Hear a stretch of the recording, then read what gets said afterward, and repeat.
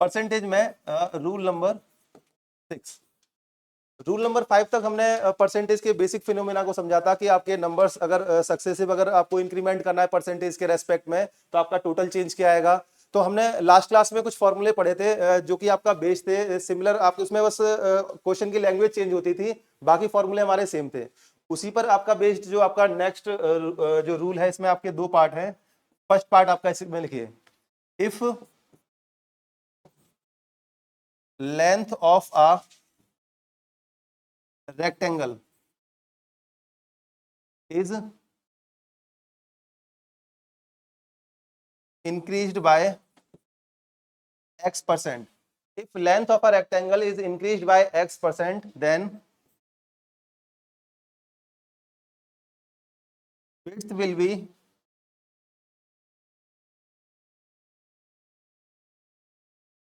how much percent less to maintain the same area. Maintain the same area. तो last class में हमने देखा था कि अगर किसी भी गुड्स का या कमोडिटी का अगर प्राइस x% इंक्रीज कर दिया जाता है तो उसके कंजम्पशन को हम कितना कम कर देंगे ताकि आपके एक्सपेंडिचर सेम रहे। यहाँ आपका सेम वही क्वेश्चन है, आपका लैंग्वेज आपको बस थोड़ा सा इसमें चेंज दिखाई दे रहा है। इसमें आपका रेक्टेंगल की बात की गई है, रेक्टेंगल की लेंथ को हम आपका x% अगर इंक्रीज करते हैं तो विड्थ में कितना डिक्रीज करना पड़ेगा ताकि आपका एरिया सेम रहे। ये आपका फर्स्ट पार्ट की लैंग्वेज है। सेकंड इसका आपका रिवर्स होगा जिसमें आपका if length of a rectangle is decreased by x%, then width will be how much percent more to maintain the same area.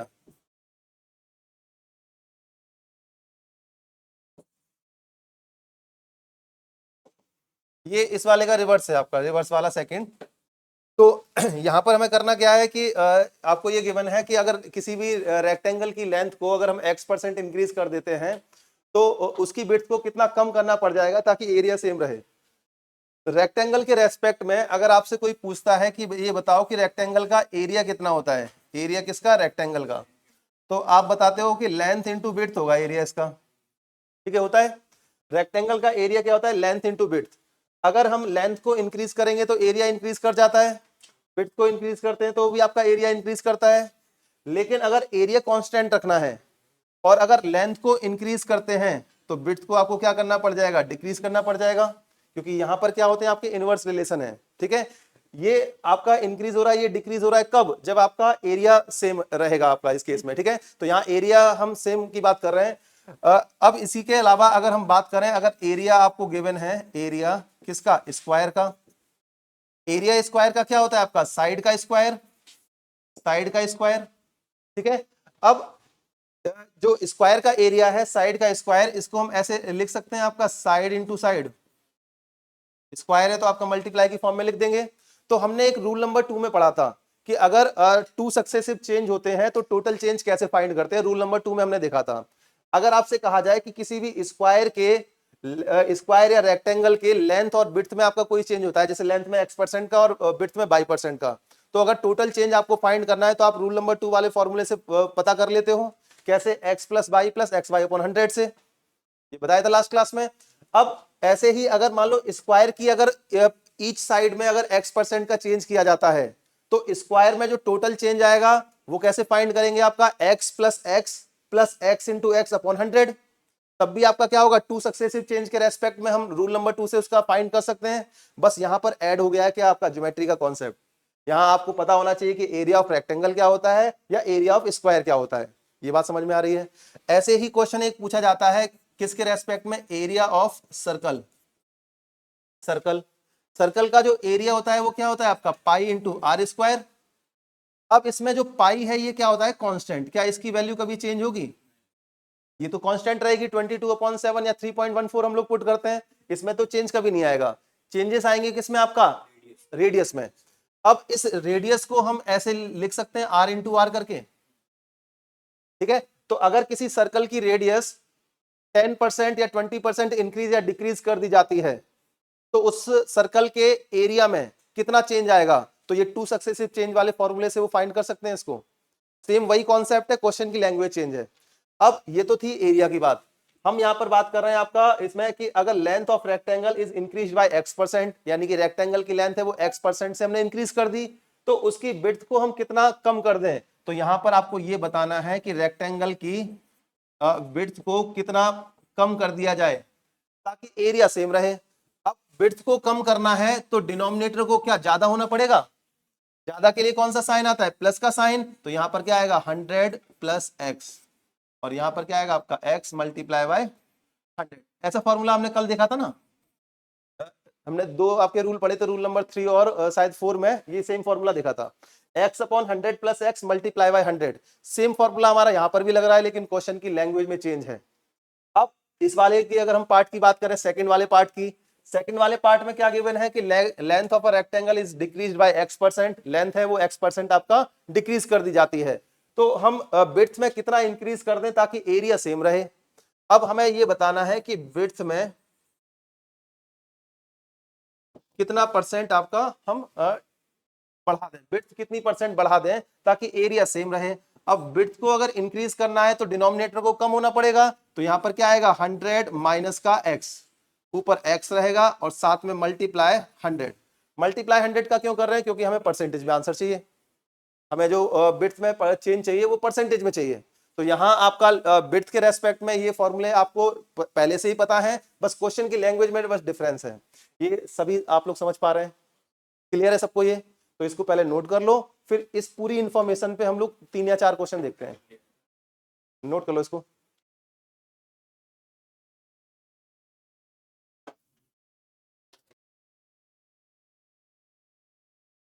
लिखिए इसमें first example,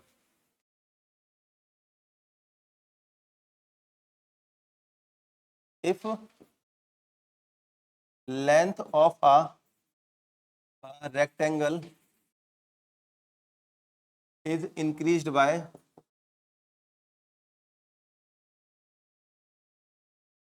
12% and width is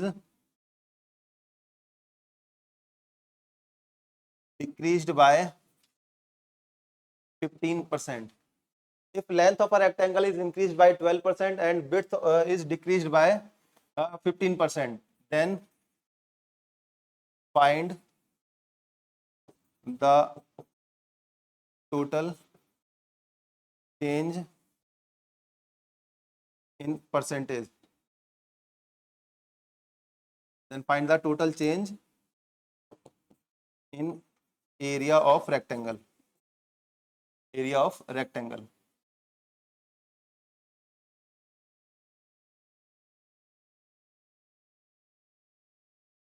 तो फर्स्ट क्वेश्चन है, if length of a rectangle is increased by 12% and width is decreased by 15%, then find the total change in find the total change percentage in area of rectangle. इसी के second वाले की तरफ चलते हैं, question की तरफ। इफ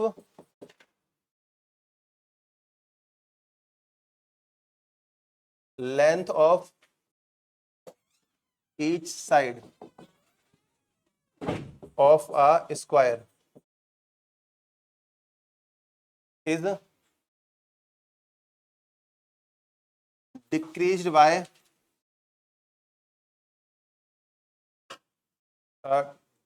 25%.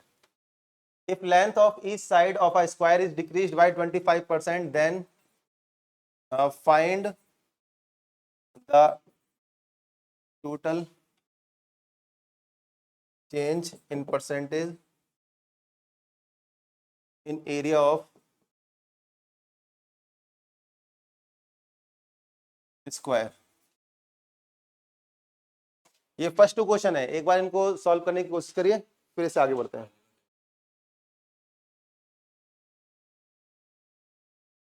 क्वेश्चन की लैंग्वेज को पहले ध्यान से समझना है, उसके बाद उसको अटेम्प्ट करना है। फर्स्ट वाले क्वेश्चन ये आपका टोटली बेस्ड है आपका रूल नंबर 2 पर। इसमें आपको टोटल चेंज फाइंड करना है इन एरिया ऑफ रेक्टेंगल। सबसे पहले यहाँ पर अगर टोटल चेंज की बात करें तो टोटल चेंज हम कैसे फाइंड कर सकते हैं इसमें?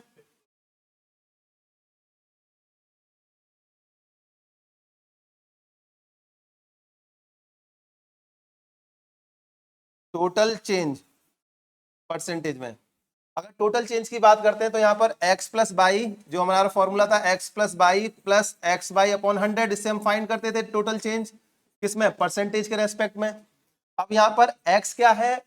x इंक्रीज है आपका, यानी कि 12% जो रहेगा वो किस साइन के साथ में रहेगा? प्लस साइन के साथ में। तो यहाँ पर प्लस का 12 आ गया। प्लस बाई, अगर हम बाई की बात करते हैं तो यहाँ पर 50% का डिक्रीमेंट है, तो यहाँ पर माइनस का 15 आ जाएगा। आगे चलेंगे तो यहाँ पर प्लस 12 इंटू आपका माइनस का 15 डिवाइड में कितना है? 100। अब इनको सॉल्व कर लेते हैं। 12 माइनस 15 कितना आएगा? माइनस का 3। इसके साथ माइनस प्लस ये क्या आएगा? माइनस में 12 इंटू 15 कितना आएगा? 180। 180 को 100 से डिवाइड करेंगे तो कितना आएगा यहाँ पर? 1.8। तो इन दोनों को सम करने पर माइनस का 4.8%। अब यहां पर जो एरिया है उसमें 4.8% का चेंज हमें देखने को मिला है। माइनस का साइन क्या इंडिकेट करेगा? कि डिक्रीमेंट होगा एरिया में। माइनस का साइन क्या इंडिकेट करेगा? डिक्रीमेंट। क्वेश्चन जो एग्जाम में पूछे जाते हैं उसमें ये भी फाइंड करना पड़ता है कि इंक्रीमेंट है या डिक्रीमेंट है, क्योंकि मान लो क्वेश्चन इस तरह से दे दिया जाए कि आपका टोटल चेंज है, उनमें आपका ऑप्शन में दिया जाएगा कि 4.8% का इंक्रीमेंट है या 4.8% का डिक्रीमेंट है, तो आपको इंडिविजुअली ये भी फाइंड करना है कि इंक्रीमेंट हो रहा है या डिक्रीमेंट हो रहा है टोटल एरिया में। तो यहाँ डिक्रीमेंट क्यों आया ये समझ में आ गया सभी के? माइनस का मतलब डिक्रीमेंट। क्या नहीं, वो आपका रैंडमली आपका डिजिट दी गई है ना, तो उसके अकॉर्डिंग हम लोगों ने आंसर इसका फाइंड किया है। तो अभी 10.7 बना रहा था वो गलत है, फिर आपका इसमें चेक कर लो इससे। हाँ हाँ, तो बिट तो आपके गिवन ना, उस फॉर्मूले को यूज नहीं करना है इसमें हमें, ठीक है। ये क्वेश्चन की लैंग्वेज में क्या फाइंड करना है? टोटल चेंज फाइंड करना है या बिट्स में आपका कितना डिक्रीमेंट कर दे या इंक्रीमेंट कर दे, ताकि लेंथ को वो आपका क्या कर सके? वो मेंटेन कर सके। तो वो उसके लिए रूल नंबर 6 है हमारा। अब इसके बाद सेकंड क्वेश्चन की तरफ चलें तो यहाँ पर length of each side of a square is decrease by 25%। तो आपको यहाँ पर भी क्या फाइंड करना है? Total change. ये आपके रूल नंबर 2 पर बेस्ड है क्वेश्चन दोनों। ये 6 से आपका इनका कोई लेना देना नहीं है। पहचान इसकी आपको बस साथ में इसलिए कराया जा रहा है ताकि पहचान रहे आपको इसकी। टोटल चेंज की अगर हम बात करेंगे तो यहाँ पर 25% का डिक्रीमेंट है, तो माइनस का 25, फिर माइनस का 25, फिर माइनस 25 इंटू माइनस के 25 डिवाइड बाई कितना आएगा? 100। अब इसमें क्या आएगा? माइनस का 50, माइनस माइनस प्लस, तो प्लस का 625 अपॉन में 100, तो ये माइनस का 50 आ गया, और साथ में आपका ये प्लस में 6.25। जब सॉल्व करेंगे तो माइनस का 43.75% का चेंज आपको देखने को मिलेगा। अब ये 43.75% इंक्रीमेंट है डिक्रीमेंट, ये आपका साइन डिसाइड करेगा कि 43.75 का क्या होगा? डिक्रीमेंट होगा। ये दोनों समझ में आ रहे हैं? इस तरह के क्वेश्चन आएंगे तो हो जाएंगे आपसे, ठीक है। तो ये सिंपली हमने क्वेश्चन इन दोनों के आंसर किए। आगे इसके हम नेक्स्ट क्वेश्चन की तरफ चलते हैं। लिखिए इसके आगे। सबसे पहले फर्स्ट वाले क्वेश्चन की बात करें कि length of a rectangle is decrease by 20%। तो यहाँ पर रेक्टेंगल की लेंथ है वो 20% आपका डिक्रीज कर दी गई है। हमें ये बताना है कि जो विड्थ रहेगी इसमें कितना परसेंट इंक्रीमेंट हो जाए। विड्थ में आपका कितना परसेंट इंक्रीज कर दें ताकि आपका एरिया सेम रहे। तो विड्थ अगर इंक्रीज करना है तो यहां पर आपको कौन सा साइन रखना पड़ेगा? आपका इसको डिनोमिनेटर को लेस रखना पड़ेगा। तो यहाँ क्या आएगा आपका? 100 माइनस में कितना आ जाएगा? x की जगह क्या रखेंगे? 20, और मल्टीप्लाई बाय कितना आ गया आपका? 100। तो ये 20 अपॉन 80 मल्टीप्लाई बाय 100, ये कितना? 4 टाइम कट जाएगा, और ये कितना? 25। तो जो आंसर मिलेगा आपको वो क्या मिल जाएगा? 25%। तो विड्थ है वो आपको कितना? 25% इंक्रीज कर देनी है ताकि जो आपका एरिया है वो मेंटेन रहेगा। ये बात सभी के समझ में आ गई? इसमें क्लियर है सबको? ये समझ में आ रहा है? आगे इसके नेक्स्ट क्वेश्चन की तरफ चलते हैं। तो जरूरी नहीं हर बार लेंथ में चेंज किया जाए, हो सकता है विड्थ में चेंज दे दिया जाए कि विड्थ में अगर आपका इंक्रीज कर दिया जाता है आपका 10% से, तो इसमें हम लेंथ को कितना कम कर दें ताकि एरिया सेम रहे। तो यहां पर हमें बताना है कि लेंथ कितना परसेंट हम क्या कर दें आपका? डिक्रीज कर दें। अब लेंथ को कम करना है तो डिनोमिनेटर को क्या होना पड़ेगा, मोर होना पड़ेगा। तो यहाँ पर 100 प्लस में कितना आ जाएगा 10, ऊपर 10 मल्टीप्लाई बाय 100। अब सॉल्व करने पर इसको क्या मिलेगा 10/110। यहाँ माइनस क्यों होगा, नहीं ये जो आपका है कि जो लेंथ है वो कितनी आपका कम कर दी जाए, लेंथ को कम करना है तो डिनोमिनेटर को तो इंक्रीज करना पड़ेगा। ये रूल बताया था ना, अगर सब भूल जाओ तो ये याद रखना कि अगर आपको किसी क्वांटिटी को बढ़ाना है तो डिनोमिनेटर को कम करना पड़ेगा, और अगर डिनोमिनेटर को कम करना है तो आपका उसको इंक्रीज करना पड़ेगा क्वांटिटी को। तो बस वही चीज हमने यहाँ पर यूज की है। तो माइनस प्लस में कंफ्यूजन लगे तो ये याद रखना बस केवल, ठीक है। अब 0 से 0 कट गया, यहाँ पर आपका 100 अपॉन क्या बचा 11, सॉल्व करेंगे तो ये 9 1/11%। तो यहाँ पर लेंथ में अगर हम डिक्रीज कर देते हैं 9 1/11% का, तो इससे क्या रहेगा, एरिया आपका सेम रहेगा। ये सभी को क्लियर है। आगे इसके अब हम रूल नंबर 7 की तरफ चलेंगे। लास्ट है, ये प्लस किया ये माइनस क्यों किया, यहाँ पर बताया था ना, जैसे कोई भी चीज कम करनी है तो डिनोमिनेटर को आपको क्या इंक्रीज करना पड़ता है, इंक्रीज करने के लिए प्लस साइन का यूज होगा। कल की क्लास में नहीं थे क्या, तो कल ही तो बताया था ये, कल इस कॉन्सेप्ट को बताया था रूल नंबर 3 के अंदर और 4 के अंदर। एक बार उसको आप ओवरव्यू कर लीजिए, आपको आंसर मिल जाएगा उसका, ठीक है। आगे बढ़े इससे आगे, लास्ट रूल है आपका रूल नंबर 7। तो आगे हेडिंग डालेंगे rule number 7।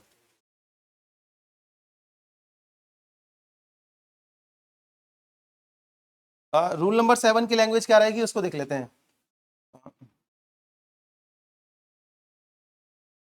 If a man expends m% of his monthly income on food, comma, हाँ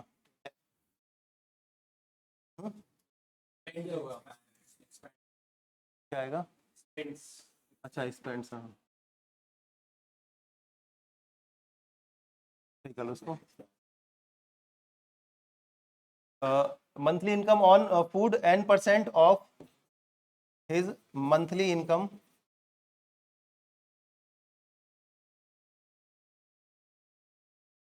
on travel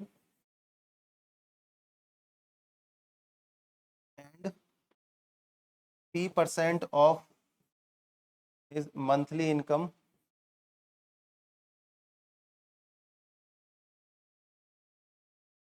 on clothes, and finally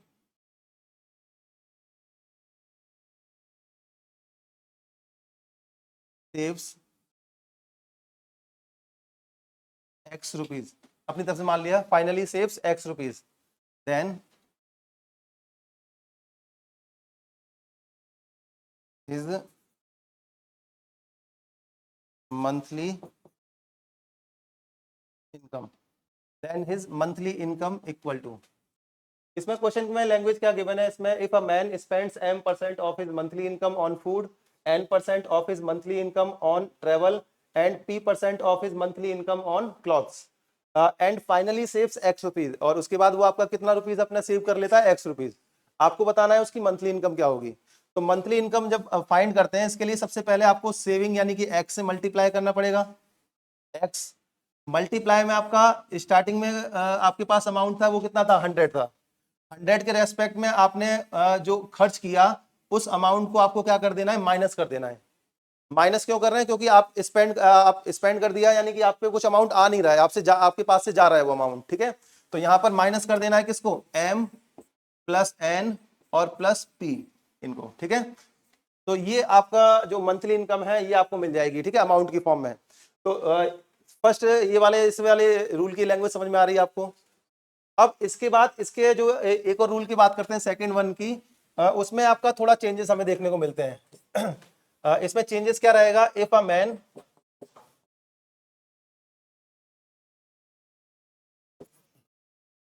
spends m% of his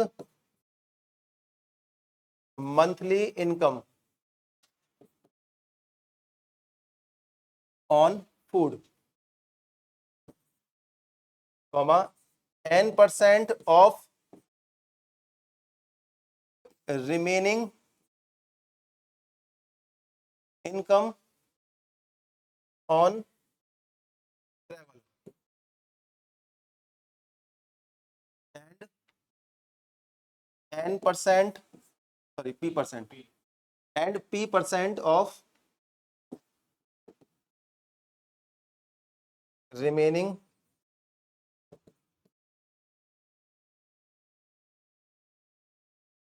on clothes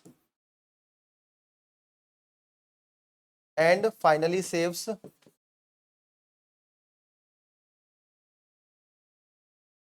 x rupees, then his monthly income equal to. Second वाले में आपका language में थोड़ा सा change किया है। यहाँ पर क्या है कि उसने पहले m% अपना मंथली इनकम का स्पेंड किया किस पर, फूड पर। उसके बाद जो n% वो आपका स्पेंड कर रहा है वो रिमेनिंग इनकम का स्पेंड कर रहा है, ठीक है। जो खर्च हो चुका है उसको आपका इंक्लूड नहीं कर रहा है वो, ठीक है। तो n% of remaining income on travel and p% of remaining income on clothes. तो फाइनली आपको बताना है कि फाइनली उसने x रुपीज अगर सेव किए तो उसकी मंथली इनकम क्या होगी। तो यहां पर सबसे पहले आपको क्या करना है, सेविंग से मल्टीप्लाई कर देना है, पहला काम, ठीक है। अब 100 आपके पास, उसके पास टोटल अमाउंट था, 100 में पहले उसने कितना खर्च किया m%, तो यहां पर आप क्या कर देंगे 100 माइनस का m। माइनस क्यों कर रहे हैं, क्योंकि वो खर्च कर दे रहा है, उसके पास कुछ आ नहीं रहा है, उसके पास से जा रहा है। मल्टीप्लाई बाय, अब दोबारा से 100 लिखेंगे। अब उसने कितना n% खर्च किया, तो यहां पर 100 माइनस का क्या आ जाएगा, n आ जाएगा, इस तरीके से। और आगे चलेंगे तो यहां पर फिर 100 आएगा, डिवाइड में 100 माइनस का क्या आ जाएगा, p आ जाएगा। तो ये आपका 3 क्वांटिटी दे रखी है, अगर आपकी 4 और 5 क्वांटिटी भी अगर आपको गिवन होंगी जो उसने खर्च किए हैं तो ये आगे भी कंटिन्यू हो जाएगा। समझ में आ रही बात ये। तो ये दो आपके बेसिक फॉर्मूले हैं जो कि रूल नंबर 7 पर बेस्ड हैं। इन दोनों में करना क्या है, इसमें एक पर्सन है उसकी मंथली इनकम कुछ होगी जो हमें फाइंड आउट करनी है। इसके साथ साथ आपको ये दिया गया है कि उसने खर्च कहाँ कहाँ कितना किया, और रिमेनिंग इनकम का उसने खर्च किया या फिर उसने मंथली इनकम का इतना % खर्च किया। तो उसके रेस्पेक्ट में हमने टोटल मंथली इनकम हमने पता की। अगर मंथली इनकम पता है, एक्स की वैल्यू फाइंड करनी है और एम एन पी की वैल्यू गिवन है तो भी आप फाइंड कर सकते हो इसमें आराम से। कोई एक क्वांटिटी गिवन होगी, दूसरे को हम लोग फाइंड कर लेंगे, ठीक है। अब ये तो था आपका रूल नंबर 7। अब इस पर बेस्ड क्वेश्चन किस तरह से पूछे जाते हैं उसको हम लोग आपका देख लेते हैं। तो इसको पहले आप नोट कर लीजिए, फिर क्वेश्चन। फर्स्ट वाले क्वेश्चन में एक जो आपका मैन है वो आपका 20% जो मंथली इनकम का खर्च कर रहा है वो कहां पर खर्च कर रहा है, फूड पर। इसके बाद 30% ऑफ मंथली इनकम वो कहां पर स्पेंड कर रहा है, क्लॉथ्स पर। लास्ट में वो आपका 15% ऑफ मंथली इनकम स्पेंड करता है इंटरटेनमेंट पर। और फाइनली वो सेव कर रहा है 700 रुपीज। तो बताना है आपको उसकी मंथली इनकम क्या होगी। तो यहाँ पर मंथली इनकम फाइंड करेंगे तो सबसे पहले क्या, सेविंग का मल्टीप्लाई कर देना है, ठीक है। सेविंग का मल्टीप्लाई करने के बाद फिर क्या करेंगे हम लोग, इसमें यहां पर 100 लिखेंगे और डिवाइड कर देंगे किससे, 100 माइनस। अब एम एन और पी उनकी जगह आपका 20, 30 और 15% है, इनको सम कर दो। 20 प्लस 30 प्लस 15। अगर मान लो यहाँ पर और अगर एक दो और खर्चे उसके दे रखे होते तो उनको भी आगे आप फर्दर ऐड कर देते इसमें, ठीक है। उसके बाद 100 से माइनस कर देते। जो आंसर आएगा वो क्या आएगा, देखो 700 मल्टीप्लाई बाय 100 डिवाइड में, ये 100 में से माइनस कर देंगे कितना, ये 65 हो जाएगा सम इनका। तो 65 माइनस करेंगे 100 में से तो कितना आएगा, 35। अब कट कर लो 7 से 5 टाइम और 7 से ये 100 टाइम और 5 से ये कितना आपका 20 टाइम। तो 20 इंटू 100 क्या आएगा आपका 2000 रुपीज।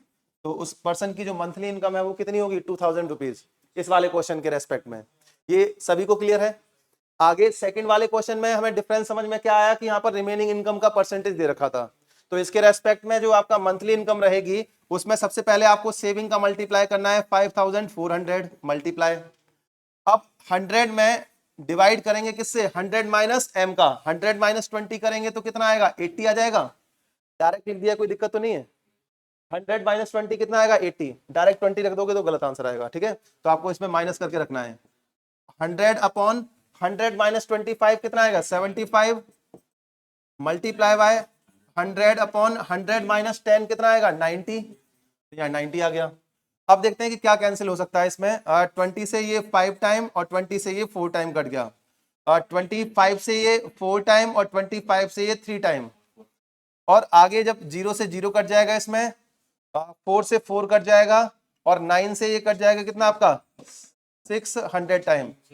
अब 600 कैसे कटेगा आपका 3 से 200, अब 200 बचा यहाँ पर 5 और ये 10, तो इसको हम मल्टीप्लाई कर देंगे 200 मल्टीप्लाई 5 मल्टीप्लाई 10, तो ये कितना आ जाएगा मल्टीप्लाई होकर 10,000 रुपीज। कैलकुलेशन में गलती नहीं करनी है, तो यहाँ पर जो आंसर आएगा इसका क्या आ जाएगा 10,000 रुपीज। अगर इस तरह के क्वेश्चन पूछे जाएंगे तो आपसे आप कर लेंगे। तो और टोटल 7 रूल आपको कराए गए हैं। 7 रूल पर बेस्ड आपके जो भी क्वेश्चंस हैं उनसे आपके एग्जाम में कोई ना कोई क्वेश्चन पूछ लिया जाएगा। अभी आपने अगर संडे का टेस्ट दिया होगा तो वहां पर भी आपने देखे होंगे कुछ क्वेश्चन परसेंटेज से पूछे गए थे, ठीक है। तो अब उनको घर जाकर एक बार कोशिश करना, अगर हो जाते हैं तो अच्छी बात है, नहीं होते हैं तो फिर हम लोग आपका यहाँ पर आगे डिस्कस कर लेंगे, ठीक है। आप जाके पूछ लेना। चलिए इसके आगे फिर हम लोग अगले चैप्टर की तरफ चलेंगे।